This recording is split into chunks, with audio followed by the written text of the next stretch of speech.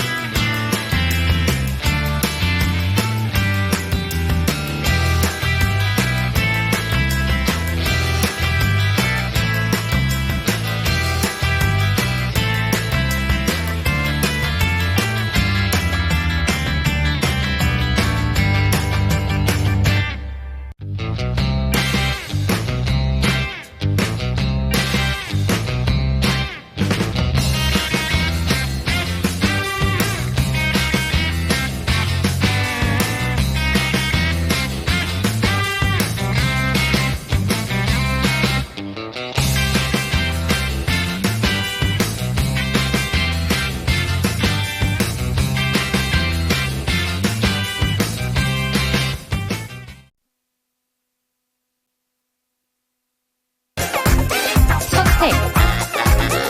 투자의 정답이 없다. 당신의 선택만이다. 후회 없는 선택을 위한 당신의 초이스.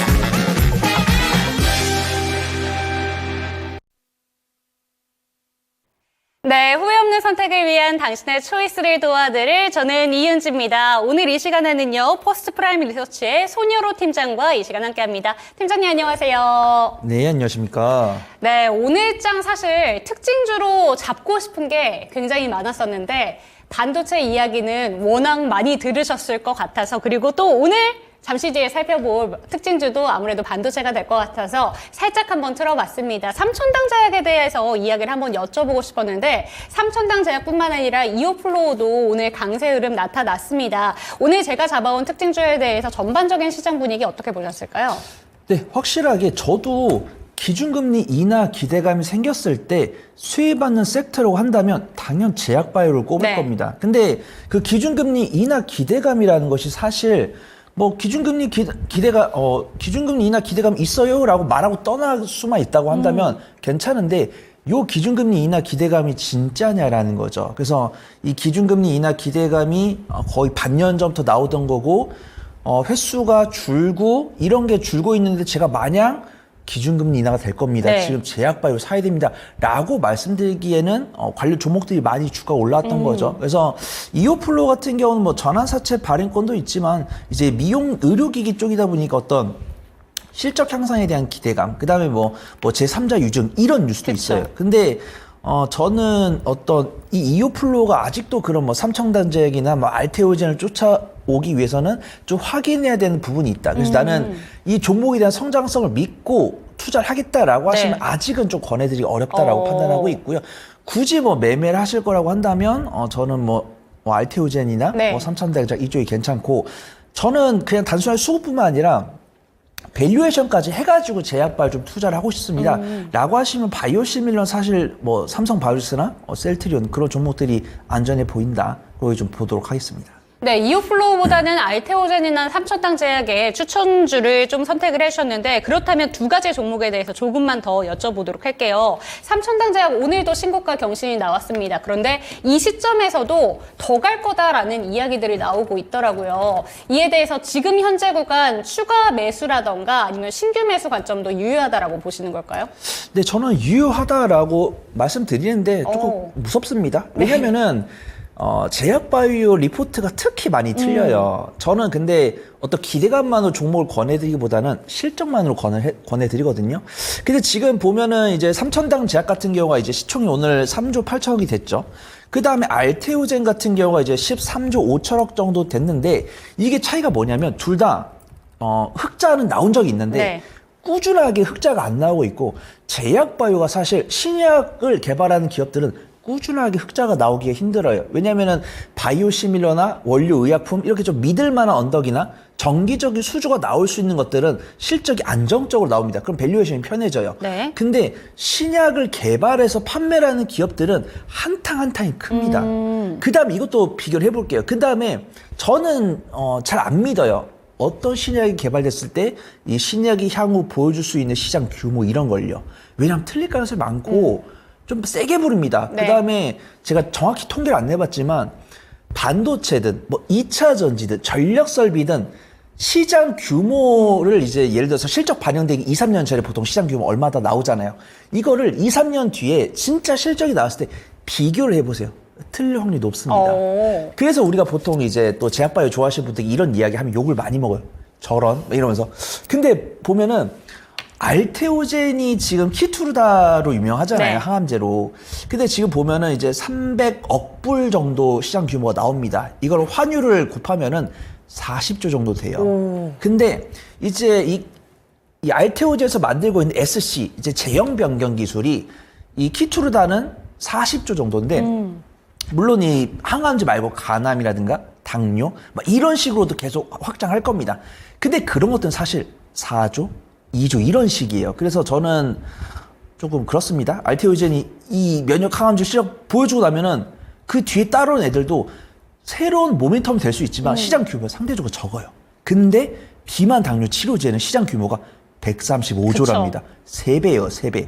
근데 이 삼천당 제약이 알테오젠에 비해서 시총이 4분의 1, 5분의 1인데 이 삼천당 제약이 가져갈 수 있는 시장 규모는 알테오젠이 가져갈 시장 규모의 4배란 말이죠. 네. 그러면 더 올라야 된다는 거예요. 근데 재밌는 건 뭐냐면 제가 초를 치는 거는 죄송한데 제약바이오 투자하실 때 시장 규모가 135조지 삼천당 제약이 135조를 다 가져가는 게 아니에요. 네. 이 알테오젠도 키투르다가 40조면은 한 10조, 15조는 가져갈 거다라고 봐요. 근데 그거를 당장 다음 분기에 가져갈 것도 아니고 뭐 2년 뒤, 3년 뒤에 가져갈 거고 이 40조를 4분의 1, 3분의 1 나누면 10조예요. 네. 근데 이미 알테오젠 시총이 14조란 말이에요. 여기까지 하도록 하겠습니다. 여기서 좋습니다. 더 말하면은 욕이 무진장 올라갈 것 같아요. 그래서 요건 투자 판단에 맡기도록 하겠습니다. 그러면 조금 더 예민할 수 있는 질문 한 가지만 더 드릴게요, 팀장님께. 알테오젠 오늘 좀 급락이 나왔잖아요, 아쉽게도. 아무래도 오늘 전체적인 제약바이오 섹터 내에서 삼천당 제약이나 이오플로우 쪽으로, 비만 당뇨 쪽으로 좀 집중이 되다 보니까 알테오젠 수급도 오늘 좀 많이 빠진 듯한 모습이었어요. 오늘 6%대 약세로 거래를 마쳤는데 지금 구간에서 좀 조정 시에 매수하시는 거 생각하시는 분들 많으실 것 같아서 이에 대해서만 한 가지 짚어주시죠. 네, 저는 알테오젠이 끝났다라고 생각 안 하고요. 단기 차익 시황 나왔다라고 생각합니다. 지금도 1개월 단위로 수급도를 보면은 외국인의 순매수세가 아직도 그득그득 쌓여 있어요. 그 다음에 기관 같은 경우는 좀 매도세를 보여주는데 알테오젠은 어차피 기관은 거의 차익 시황 지가 3주가 넘었고요. 그 다음에 외국인 같은 경우도 어제 1조 2천억 가량의 순매수를 했는데 오늘은 잠시만요. 단위가 100만이군요.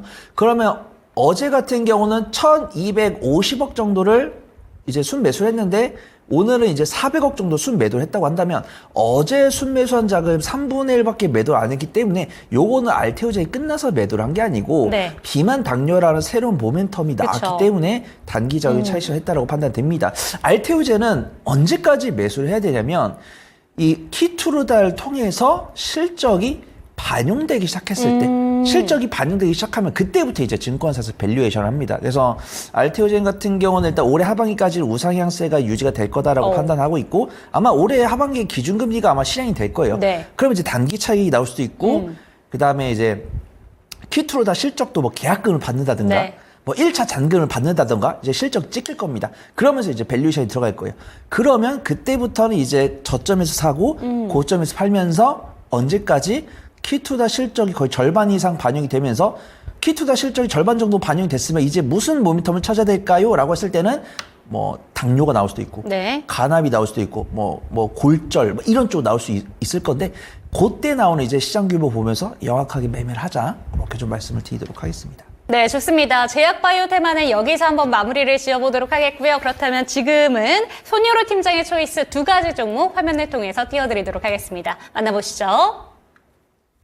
네, PSK홀딩스 그리고 STI 살펴보도록 하겠습니다. 오늘 시장을 장악하게 했었던 건 저는 오늘 반도체라고 부를 게 아니라 킹도체다라고 불러야 될 것 같다라는 생각이 들었습니다. 그런데 좀 아쉬운 게 반도체 전반적으로 오늘 윗꼬리가 좀 많이 달리는 듯한 모습이었거든요. 이 2가지 종목 조금 더 자세하게 들여다보기 전에 반도체 섹터에 대해서 여쭤볼게요. 팀장님. 어떻게 보셨을까요? 네, 저는 오늘 개인적으로 칭찬받아도 마땅하다고 생각됩니다. 이 종목 굉장히 잘 걸렸거든요. 이거 오늘 투표가 굉장히 잘 될 것 같아요. 활발하게 해주시기 바랍니다. 네, 그래서 네. 오늘 보면은 외국인과 기관이 전반적으로 이제 오후장 들어서 조금 빨간불 들어온 섹터를 몇몇 보였는데 오전장부터 거의 원사이드하게 전기전자로 외국인과 기관의 순매수가 들어왔고요. 네. 그다음에 코스닥 같은 경우도 IT 하드웨어로 외국인과 기관의 수급이 들어왔습니다. 근데 그렇다고 해서 모든 반도체가 다 간 건 아니에요. 오늘 이제 반도체가 보통 400개, 500개 정도 종목이 있는데 그 중에서 한 100개에서 150개 정도만 강세를 보여주었고 삼성전자는 외국인과 기관의 쌍끌 순매수, 네. 그다음에 SK하이닉스 같은 경우는 외국인과 기관의 쌍끌 순매도가 나왔는데 이거는 사실 SK하이닉스가 끝났다라는 것이 아니고 못 쫓아올 거라고 생각했던 삼성전자가 따라올 것 같은데? 네. 라는 생각이 들었기 때문에 삼성전자로 간 거고 SK하이닉스 밸류체인도 뭐 10개, 15개를 될 수가 있어요. 근데 한미반도체랑 이제 이수페타시스 정도는 견조한 모습 보여주었고 그 다음에 우리가 흔히 알고 있는 SK하이닉스 밸류체인이라고 불리우는 종목들은 약세가 좀 심했습니다. 네. 근데 이제 PSK홀딩스랑 STI 같은 경우는 이제 삼성전자 밸류체인 물론 뭐 SK하이닉스랑 마이크론이 거래를 안 한 기업들은 아닌데 삼성전자 매출이 꽤 높고요. 네. 그 중에서도 선두주자와 후발주자로 구분해서 오늘 좀 준비를 해봤다. 그걸 좀 보도록 하겠습니다. 그렇다면 초이스된 종목부터 여쭤보도록 하겠습니다. 오늘 신고가 경신한 PSK홀딩스가 있고요. STI도 잘 갔어요. 둘 중에서 초이스 어떤 종목일까요? 전 STI 골라보도록 STI로요. 하겠습니다. 그렇다면 PSK홀딩스부터 STI에 비해서 매력도가 살짝은 부족한 것 같은데 어떤 이유로 좀 STI 쪽으로 집중이 됐는지 PSK홀딩스의 비초이스 이유부터 여쭤볼게요.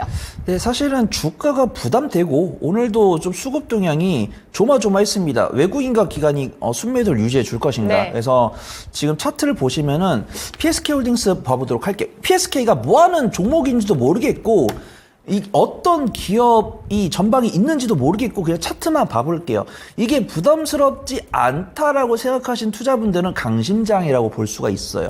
그 다음에 상대적으로 이제 STI를 보도록 네. 할게요. STI를 보도록 하겠습니다. 뭐 이 종목도 딱 단기적으로 한 2주만 본다라고 한다면 부담스럽다라고 볼 수 있겠지만 이 PSK홀딩스랑 같이 비교해 볼 때는 상대적으로 좀 덜 부담스럽다라고 볼 수 있고요. 이 두 종목이 소름 돋게 비슷합니다. 예, 이 PSK홀딩스도 후공정 패키징 사업을 영위를 하고 있고 STI도 후공정 패키징 사업을 영위를 하고 있고요. 전방 기업이 삼성전자 매출 비중이 높은 것까지 똑같습니다. 네. 그 다음에 리플로우 장비까지도 공급을 한다는 것까지 똑같아요.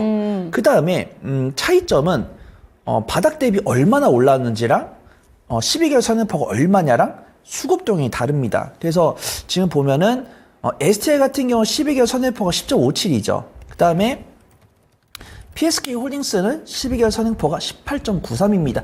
이것도 사실 업종포 대비했을 때는 저평가 영역이 있어요. 네. 근데 상대적으로 STI가 저평가 매력도 있다라고 보고 있고요. 수급 동향 볼게요.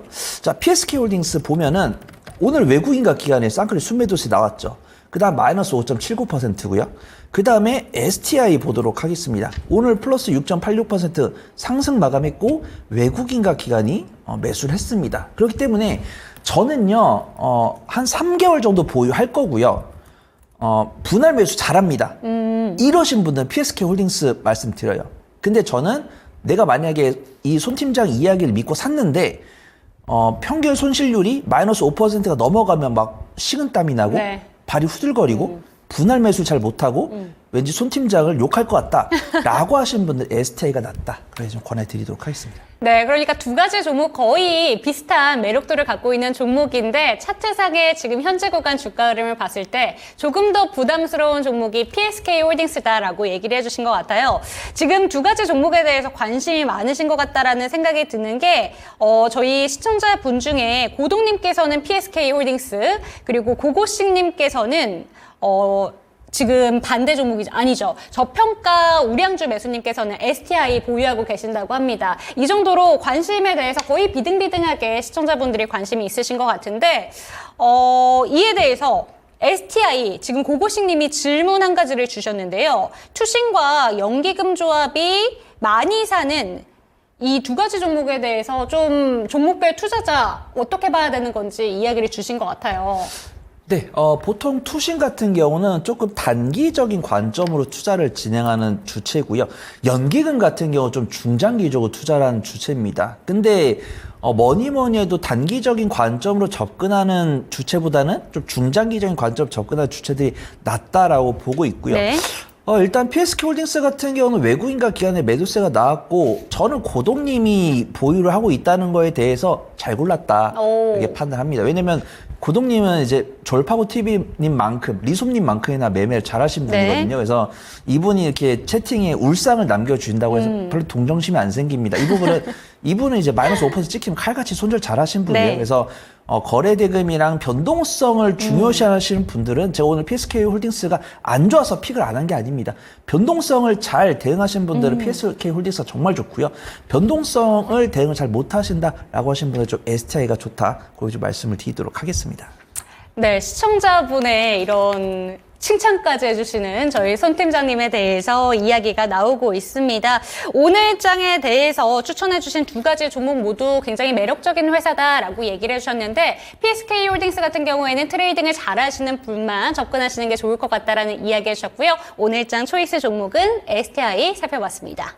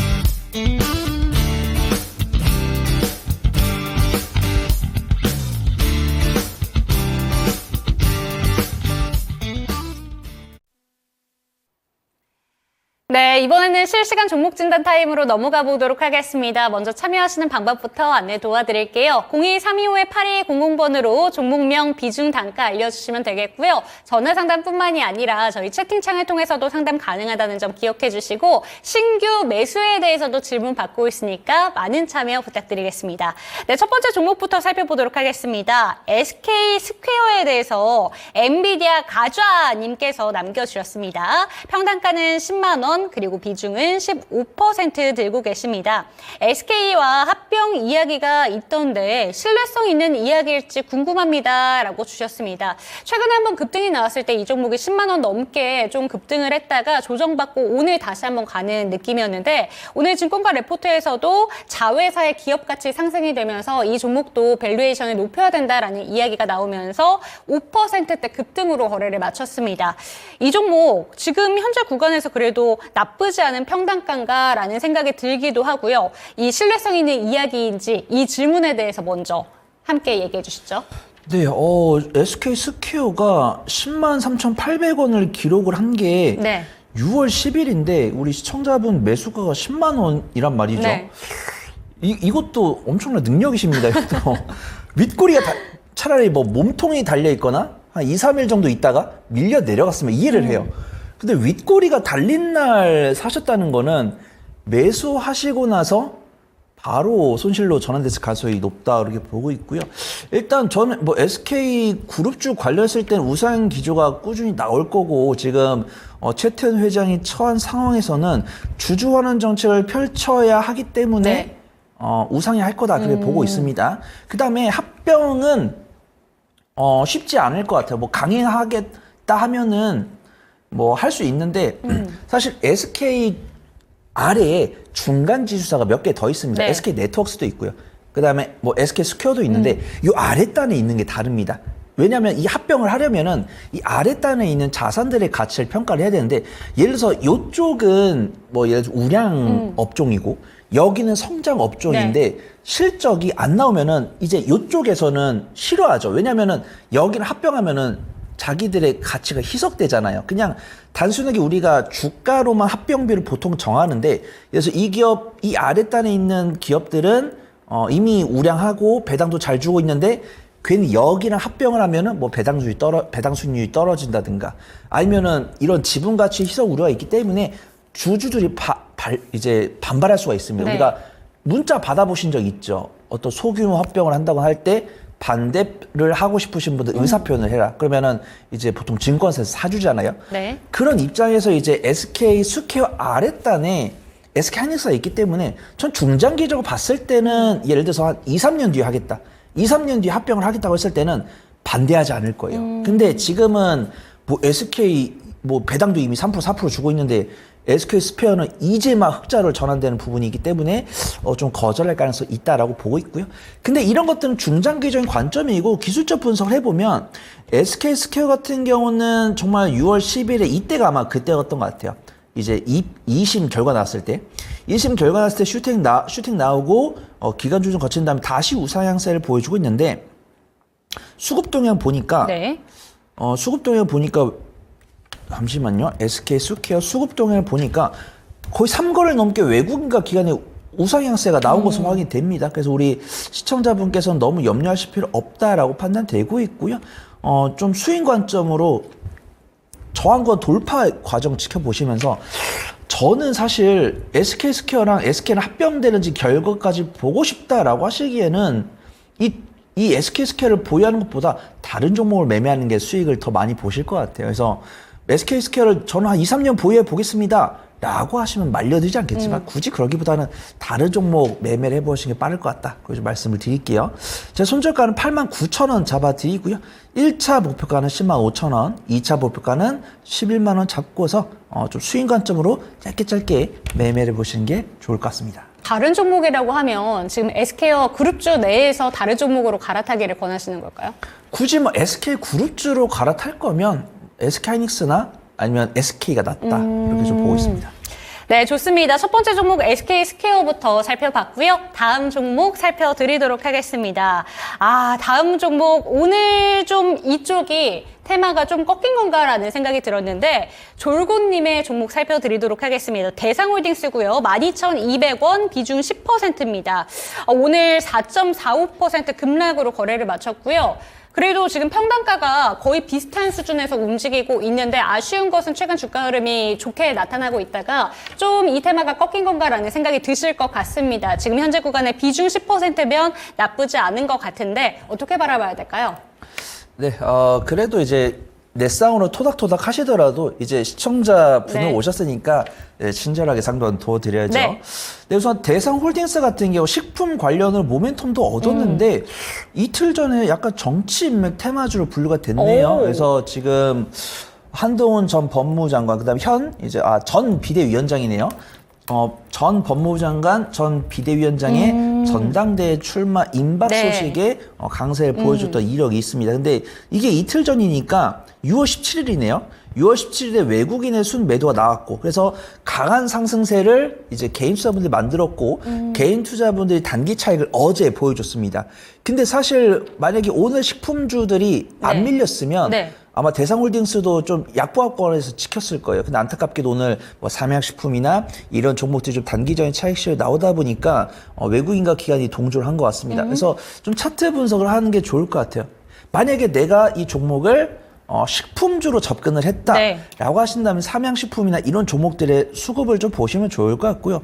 오늘 전반적으로 음식료품 관련 종목들을 보니까 막 끝내버리겠다라는 수준까지 외국인과 기관 매도세가 엄청 나오지 않더라고요. 많이 상승했고 뭐 2차전지 인터배터리나 뭐 제약바이오나 반도체가 강세를 보이다 보니까 수급 이동이 일부 있었던 것 같습니다. 그다음에 대상홀딩스도 저점 이탈 없이 오늘 밑골이 달리면서 지지하려는 모습 보여주고 있으니까 너무 염려하실 필요 없다라고 판단되고 있고요. 다른 음식료품주들과는 다르게 좀 정치 인맥 테마주가 네. 묻었으니까 좀 타이트한 매매를 해보시면 좋을 것 같습니다. 제가 손절가는 11,500원 잡아드리고요. 1차 목표가는 13,000원, 2차 목표가는 14,000원 잡고서 안정적으로 청산하시기를 기원하도록 하겠습니다. 네, 지금 채팅창에 여행 작가님께서 식용유 꺾임, 매도, 점점점점 이렇게 남겨주셨는데 이왕 음식료 테마에 대해서 이야기가 나온 만큼 음식료 쪽으로 한번 여쭤보도록 할게요. 그동안 잘 갔던 쪽이 아까 얘기해 주신 것처럼 전반적으로 수급 이동이 있다 보니까 오늘 좀 꺾이는 양상이 나타났었는데 특히나 대장 종목으로 불렸던 종목들의 낙폭이 좀 오늘 컸던 시장이었습니다. 내일 좀 시초가에서 접근하는 건 어떨까요? 라는 질문을 오늘 좀 많이 받았었는데요. 채팅창을 통해서. 이에 대해서는 좀 어떻게 바라보실까요? 만약에 오늘 일단 첫 번째로는 추세가 꺾였다라고 인정할 수 있는 종목이 있고 네. 추세가 꺾였다라고 인정할 수 없는 종목이 있습니다. 그래서 삼양식품 같은 경우는 꺾였다라고 볼 수가 없고 삼양사 같은 경우는 꺾였다라고 볼 수가 있죠. 그다음에 뭐 오리온이나 농심 이런 종목들 봤을 때 네. 추세가 농심은 조금 아쉽네요. 농심도 전 좀 긍정적으로 오. 보고 있었는데 공통점이 뭐냐면 실적이 이미 1년 이상, 2년 이상 보여주면서 강세를 보인 네. 종목들은 안 꺾였습니다. 근데 뭐 한 개 분기, 두 개 분기 실적 보여줬고 이런 삼양식품에 이런 종목들이 강세를 보이니까 증권사 리포트가 나온 종목들은 꺾였어요. 네. 그러니까 실적이 많이 뒷받침된 종목들은 정말 단기 차익 정도 나왔고 물론 다른 종목들도 단기 차이겠지만 좀 다른 종목들보다 하방 압력이 많이 나온 종목들은 좀 실적 확인이 좀 덜 된, 상대적으로 덜 된 종목들이다라는 좀 공통점이 있습니다. 근데 저는 보통 시초가 공략을 잘 안 합니다. 근데 시초가 공략을 잘 안 하는데 더더군다나 음식료품처럼 실적이 나온 섹터들은 괜히 내가 보통 시초가 공략은 내가 실패했을 때 겸허히 빠져나와야 하는 섹터는 제가 시초가를 권해드려요. 네. 근데 음식료품처럼 확인 매매가 되고 실적이 나오는데 괜히 시초가로 공략했다가 13% 아래 이탈했을 때 시초가 공략은 당연히 나와야죠. 근데 내가 만약에 시초가 공략했다가 13% 이탈해서 정리했다가 나중에 후회하기 딱 좋은 섹터다. 예, 주변에서 놀림받을 수 있는 섹터이기 때문에 굳이 시초가를 위험하게 하시기보다는 내일 오후장에 안전하게 접근하시는 게 좋을 것 같다. 말씀을 드리도록 하겠습니다. 네, 좋습니다. 음식료 섹터가 새로운 주도주가 되는가 이에 대해서 관심 많으셨을 것 같습니다. 오늘은 실적이 잘 나오고 있는 대장 종목들 같은 경우에도 좀 주가가 꺾이는 양상이 나타났는데 차트상의 흐름은 아직까지 좀 꺾이진 않았다라고 해요. 실적이 분기상으로만 좀 올라가고 있는 종목들이 있다면 그 종목들은 좀 유의가 필요하다는 말씀까지 체크하셨으면 좋겠습니다. 지금 진단 감사합니다. 이렇게 올라오셨고요. 다음 종목은 부자 대자님의 종목 살펴드릴게요. 엑시콘이고요. 28,000원, 비중은 10%. 매도가와 손절가 부탁드립니다. 이렇게 왔는데 오늘 반도체 종목들의 이야기를 하면서 삼성향 반도체 종목들이 더 잘 갔다라는 이야기를 아까 전에 했었는데 있었는데요. 엑시콘도 CXL 관련된 종목으로 오늘 그래도 1.28% 강세로 거래를 마쳤습니다. 이 종목 그렇게까지 평단가가 높은 것 같지는 않은데 어떻게 바라봐야 될까요? 네, 반도체 메모리 모듈 테스트를 위한 시스템 개발 및 제조 판매를 하고 있기 때문에 약간 후공정 관련 테스트 기업이다라고 볼 수 있고요. 보통 정말 유명한 종목 이제 네오셈이죠. 그래서 1등이 제주반도체였고, 2등이 네오셈이었고, 3등이 이제 엑시콘인데, 요거는 이제 삼성전자랑 연관성이 있는 겁니다. 그래서 제주반도체가 왜 제주반도체냐면 원래 소재지가 제주였어요. 네. 그래서 원래 이제 판교 상대원 쪽에 있다가 제주도로 가면서 이제 제주반도체 사명을 바꿨는데 제주반도체 네오셈 엑시콘 순으로 삼성전자랑 거리가 가깝습니다. 그 다음에 다행히도 엑시콘 같은 경우는 올해는 좀 분기 실적이 조금 훼손이 됐는데 연간 실적은 그래도 흑자가 꾸준히 나왔던 종목이에요. 그 다음에 메모리 패키징 테스트 관련했을 때는 좀 기술력이 있는 종목이다라고 평가를 받고 있기 때문에 뭐 CXL이나 온디바이스 AI 관련 수에 입었을 때는 좀 강한 변동성을 보여줬던 이력이 있는 종목입니다. 그 다음에 최근에 뉴스가 나왔을 때도 2주 전에 뉴스가 나왔네요. 국내 최초로 비메모리 테스터를 상용화에 성공하면서 공급 계약을 체결할 가능성이 높다라는 평가를 받았습니다. 근데 이런 뉴스가 나왔을 때도 거래 대금이 크게 실리지 않은 것은 아직은 좀 엑시콘을 예전만큼이나 투자분들께서 주목을 하고 계시진 않은 것 같아요. 네. 그래서 지금 수급 동향 보면 괜찮네요. 1개월 단위로 한번 보도록 하겠습니다. 이게 종목 연동이 바로 안 되네요. 네. 수급 동향 보면은 어제 외국인의 순매수가 들어왔고 오늘 같은 경우는 외국인과 기관의 쌍끌이 순매수가 들어왔는데 특히 외국인의 순매수가 많이 들어왔네요. 그 다음에 기타 법인이랑 내외국인도 소액이나마 매수를 넣어줬기 때문에 현 위치를 지지할 가능성이 상당히 높다. 그리고 좀 판단을 해보도록 하겠습니다. 지금 당장은 엑시콘이 이 테스터 관련해서 주목을 받고 있지는 않지만 다시 한 번 더 뭐 온디바이스 AI나 뭐 비메모리 테스터 요쪽으로 주목 받았을 때 엑시콘이 좀 수급이 들어올 수 있지 않을까. 좀 판단을 해보도록 하겠습니다. 제 손절가는 한 17,600원 정도 잡아드릴게요. 1차 목표가는 21,000원, 2차 목표가는 22,000원 잡고서 너무 크게 염려하실 필요 없어 보인다. 좀 말씀을 드리도록 하겠습니다. 현 위치를 지지할 가능성이 높다는 건 너무 크게 목표가를 잡기보다는 한 21,000원 단위로 올라왔을 때는 그때쯤엔 매도하시고 다른 종목으로 좀 교체하시기를 권하시는 거죠?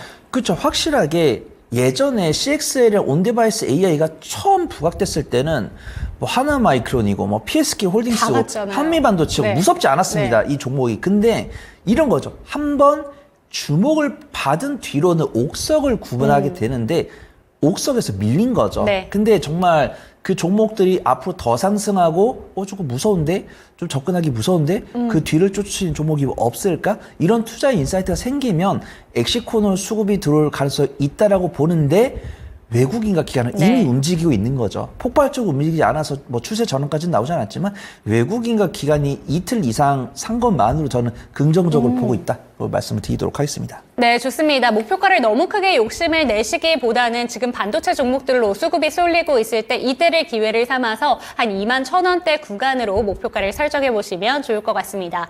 네, 다음 종목 상담은 지금 전화 연결되어 있다고 합니다. 바로 받아볼게요. 시청자님 안녕하세요. 네, 안녕하세요. 네, 반갑습니다. 네, 어떤 종목 궁금하실까요? DB 하이텍이고요. 네. 매수가는 44,100원이고요. 네. 이게 어느 정도에 팔아야 될지 좀 더 사도 되는 걸지 궁금해서요. 지금 현재 매수가는 44,000원대라고 얘기하셨고 비중이 어떻게 되실까요? 5%입니다. 5%요. 네, 알겠습니다. 지금 혹시 가장 궁금하신 점 있으실까요? 네, 이거 너무 오래 갖고 있어가지고 네. 지금 좀 더 사도 되는 건지 근데 뭐 시간에 좀 올라가서 어떻게 되는 건지 궁금해서요. 네, 알겠습니다. DB하이텍 같은 경우 지금 바로 한번 여쭤보도록 하겠습니다. 네, 말씀해주신 것처럼 DB하이텍 반도체 종목들 중에서 대표적인 종목인데도 진짜 기다림의 시간이 오래된 종목입니다. 이제 좀 반등이 붙고 있기 때문에 더 가져가도 될런지 이런 게 궁금하실 것 같아요. 어떻게 보실까요? 네, 저는 뭐 불타기를 굳이 하시겠다고 하시면 하시는데 불타기를 했을 때는 조금 여유가 사라집니다. 네. 왜냐면 지금 우리 시청자분께서 약수익 중이세요. 그래서 저는 지금 보니까 모멘텀이 생겼고 DB하이텍 같은 경우는 우리 시청자님의 마음을 잘 알아요. 그래서 우리가 보면은 DB하이텍 같은 경우는 국내에서 정말 삼성전자 다음 가는 파운드리 사업을 영위하고 있고 이 기업이 실망을 한 번 줬고 네. 기대감을 한 번 줬다가 기대감을 주는 뉴스가 사라졌습니다. 그러면 우리 시청자분께서는 보유 기간이 길었다고 하시니까 이 두 가지 뉴스를 다 아실 것 같아요. 네. 우리가 파운드리 사업을 정말 좋아했었는데 이 반도체 설계 기술력이 상당하다고 합니다. 이 DB하이텍이. 근데 이 설계 사업을 물적 분할을 했어요. 그러면서 이제 주주분들 뒤통수를 때렸고요. 두 번째로는 이 경영참여 펀드가 들어왔었습니다. 네. 그래서 경영참여 펀드가 들어와서 보통 3, 4년 정도 이 공사를 한 다음에 딱 주가를 띄우는데 반도체 업황이 불투명해졌잖아요. 2022년, 2023년에.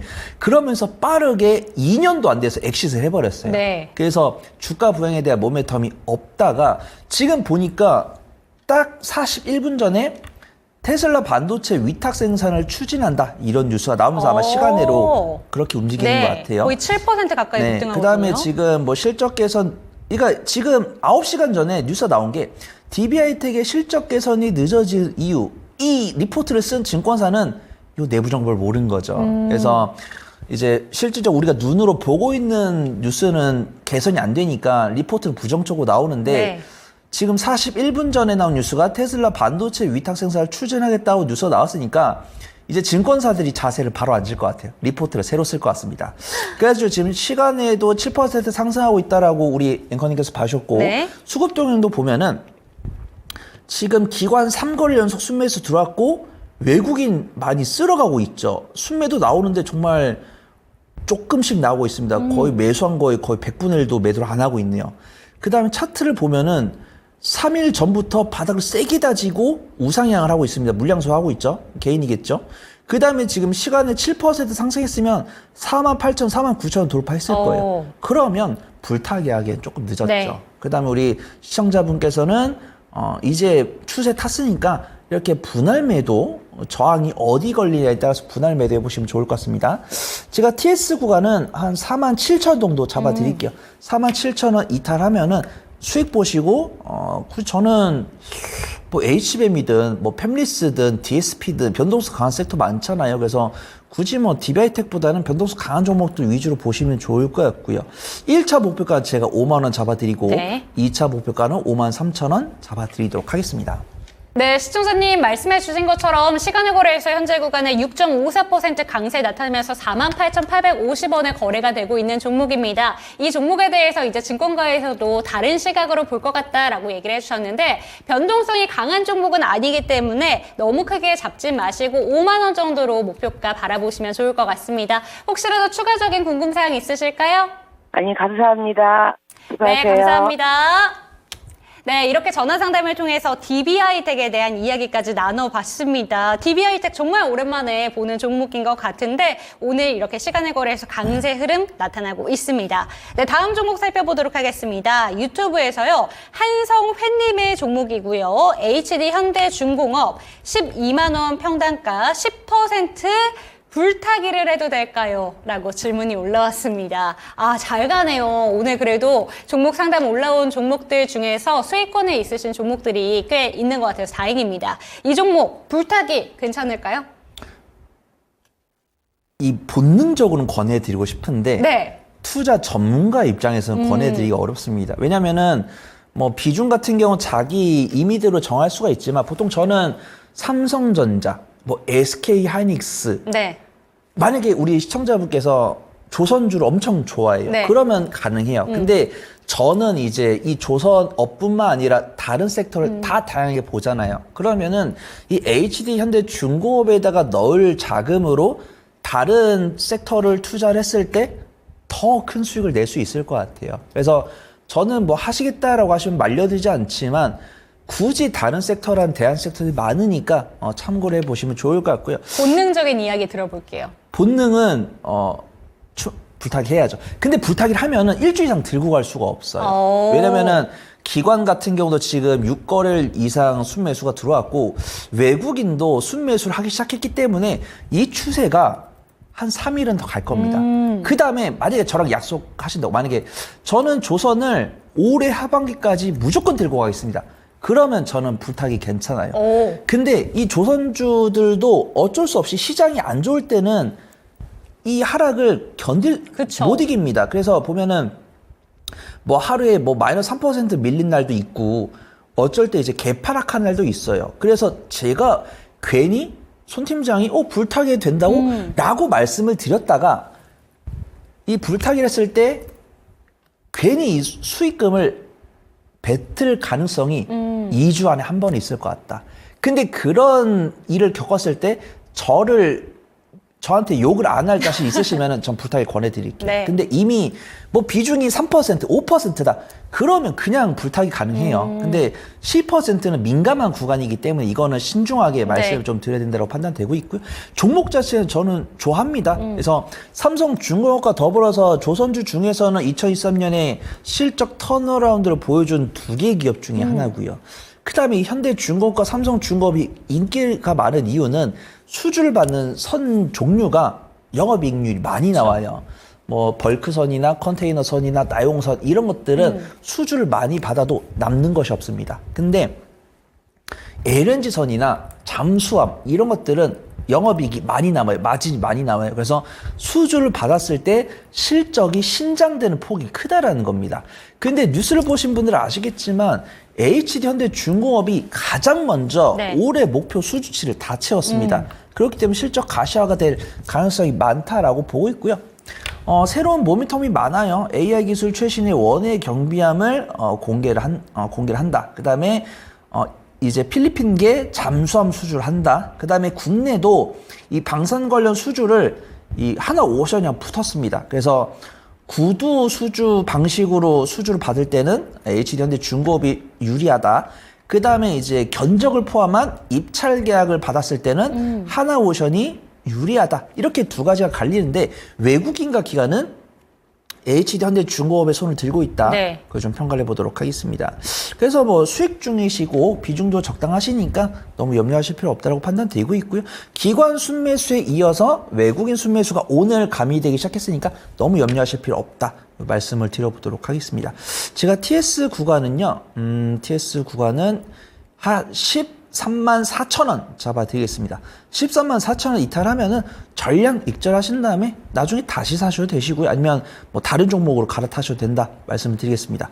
1차 목표가는 제가 14만 5천 원 잡아드리고요. 2차 목표가는 16만 원 잡고서 안전하게 대응해 보시면 좋을 것 같습니다. 네, 하반기에 조선업황도 완전히 턴어라운드 될 것이다라는 기대감 계속해서 전해지면서 특히나 조선 섹터 내에서도 기관의 확실한 픽을 받고 있는 종목이 바로 이 HD 현대중공업이었습니다. 본능과 이성 두 가지 초이스로 좀 나눠서 이야기를 해주셨으니까 이 부분까지 참고되셨으면 좋겠고요.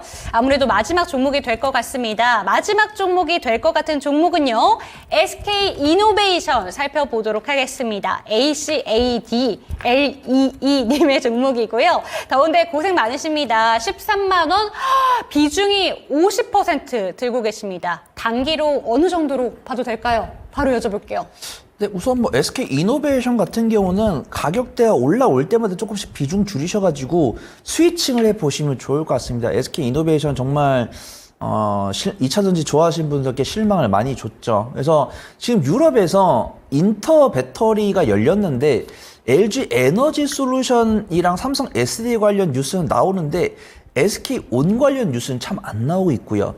그 다음에 SK온 같은 경우는 흑자 전환을 시도하겠다고 했는데 계속 지연되고 있습니다. 그 다음에 SK이노베이션 같은 경우도 이제 원유, 정유 관련 사업을 영위를 하고 있기 때문에 정유 관련 모멘텀이 나왔을 때는 우상향을 보여주고 있지만 정제 마진도 SOL한테 밀리기 때문에 정체성이 많이 그래요. 분명 정유도 하고 2차 전지도 하고 있는데 2차 전지는 LG엔솔과 삼성 SDI한테 밀리고 정유 사업도 SOL한테 밀리는 비운의 종목이다. 그래서 좀 말씀을 드리도록 하겠습니다.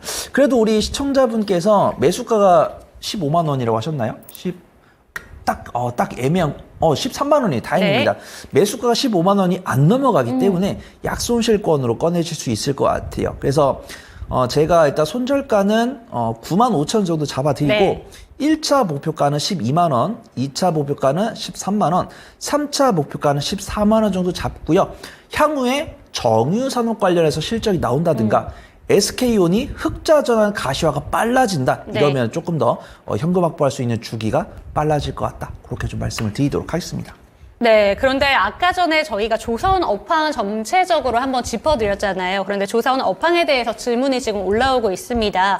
하반기 혹시라도 안 좋아질 경우 이런 얘기를 해주시고 계시고 또 고동님께서는 조선주는 늘 하반기가 좋다고 하는데 라는 이야기를 해주시는데 사실 작년에도 하반기 좋다는 얘기가 나왔지만 고점 부분 생각해 본다면 여름쯤이었단 말이에요. 그래서 이에 대한 좀 배신감을 느끼셨던 분들도 많으실 것 같아서 하반기까지 들고 가는 것보다 보다는 지금 좀 올라가고 있을 때, 주목받고 있을 때 이때 파는 게 좋지 않을까 이런 질문인 것 같은데 이에 대해서 한마디만 더 붙여주시죠.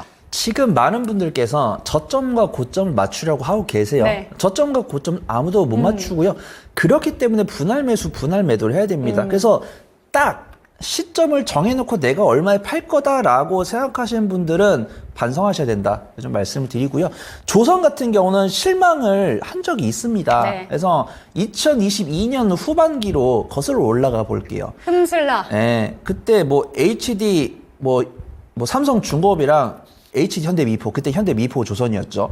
전 그때도 굉장히 좋아했습니다. 2024년 상반기 뭐라고 했냐면 삼성중공업과 HD 현대미포가 가장 빨리 흑자 전환할 거다라고 이야기를 했어요. 근데 보기 좋게 틀렸습니다. 하지만 그 종목들이 2024년 상반기에 흑자 전환하면서 증권사 리포트에서는 삼성중공업과 현대미포조선이 가장 먼저 흑자 전환할 거다라고 많은 증권사에서 나왔는데 결과적으로 가장 빨리 흑자 전환한 것은 HH현대중공업이었습니다. 네. 그렇기 때문에 내가 아무리 전문가들이 좋다 이야기를 하더라도 내가 체크를 해야 돼요. 제가 오늘 조선 좋다라고 말씀드렸지만 내일 조선 나쁘다라고 이야기할 수 있습니다. 근데 그럴 가능성이 높아요. 왜냐하면 방산도 그렇고 조선도 그렇고 계약을 하면 계약 금액이 크고요. 돈도 한 번에 받지 않습니다. 계약금 주고요. 잔금도 3번, 4번 거쳐서 주고요. 이 기업들도 각자 처한 현실이 있습니다. 내가 예를 들어서 전쟁을 하고 있다든가 내전을 하고 있다든가 이럴 경우에는 대금을 안 줄 수가 있어요. 근데 이거는 어느 나라가 대금을 안 줄 것 같다. 확실해서 말 못합니다. 그렇기 때문에 분명히 하반기까지 실적이 나오지만 이 기업들의 수주를 나눠준 국가에 따라서 리스크는 있을 수 있으니까 네. 하루에 한 번, 일주일에 한 번 뉴스 체크해 보시고 외국인과 기관이 빠져나갈 때는 비중을 같이 줄이고 뭐 박스권 하단부나 여기서 외국인과 기관이 다시 살 때는 같이 비중을 다시 키우는 그런 영악한 전략이 필요하다. 말씀을 드리도록 하겠습니다. 네, 내일장 현명한 초이스를 위해서 내일장 전략까지 여쭤보겠습니다. 네, 확실하게 섹터를 좀 정해 드릴게요. 실적이 나오는 섹터로. 그래서 반도체, 2차 전지, 뭐 조선, 방산, 화장품, 미용, 의료기기, 전력 설비 이 섹터를 딱 정해 놓고 대장 뭐 1등부터 3등까지 딱 정해 놓으시고요. 매수 요령은 다 똑같습니다. 박스권 하단부에 있을 때, 그다음에 외국인과 기관이 수급이 들어올 때 그때 매수입니다. 그 다음에 언제 매도를 하냐면 단기적인 박스권 고점에 도착했을 때 네. 혹은 외국인과 기관이 매도했을 때입니다. 근데 이때는 후회하지 않으려면은 전량 매도, 풀 매수 하시면 안 됩니다. 매수할 때도 이틀, 3일간 분할 매수하시고 매도할 때도 이틀, 3일간 분할 매도 하셔야 내가 일부 비중 줄였는데 추가 상승 나오면 수익금이 커지는 거고 내가 만약에 일부 매도를 했는데 떨어지면은 다시 이제 비중을 추가적으로 줄이면서 후회 없는 분할 매도를 할 수 있는 그런 매매 관점이다라고 보시면 좋을 것 같고요. 근데 보니까 갑자기 뭐 유가나 가스, 뭐 영일만 소재지 관련 종목들, 뭐 한국가스공사나 뭐 포크 네. 인터내셔널 이런 종목들이 뜬금없이 오른 종목 올라요. 근데 네. 이게 개인이 올리는 게 아니라 기관이 올리는 거기 때문에 보지 마셔라 이렇게 좀 말씀드리기는 어려울 것 같아요. 그다음에 어제는 인터배터리가 주목을 못 받았는데 오늘 갑자기 오장이 뭐 LG엔솔, 네. 뭐 삼성 SDI 나오죠. 그다음에 뭐 뉴스 찾아보니까 유럽에서 열리는 인터배터리에서 뭐 신기술을 공개한다 이런 뉴스가 나오면서 수급 도는 모습이고 유리기파는 변동성이 많이 나왔고 반도체 장비 그다음에 삼성전자 밸류체인 중에서 외국인과 기관이 매수세를 넣는 종목들 그다음에 항공이랑 방산 운수 장비가 정말 조용히 외국인과 기관이 계속 들어오고 있어요. 그래서 항공 방산 완성차량 부품 이런 종목들은 수익 관점으로 모아가시면 수익 가져가실 수 있을 것 같다. 그렇게 좀 말씀을 드리도록 하겠습니다. 네, 좋습니다. 내일장 현명한 초이스를 위해서 전략까지 꼼꼼히 세워주셨습니다. 오늘 장은 좀 여기서 마무리를 해보도록 하겠고요. 당신의 초이스는 언제나 여러분들의 참여로 꽉 차여서 좀 전해드리도록 하겠습니다. 하지만 종목에 대한 상승과 하락은 보장하지 않는다는 점 기억해 주시고 내일도 이 시간 저희와 함께 해주시기 바랍니다. 시청해주신 여러분 감사합니다.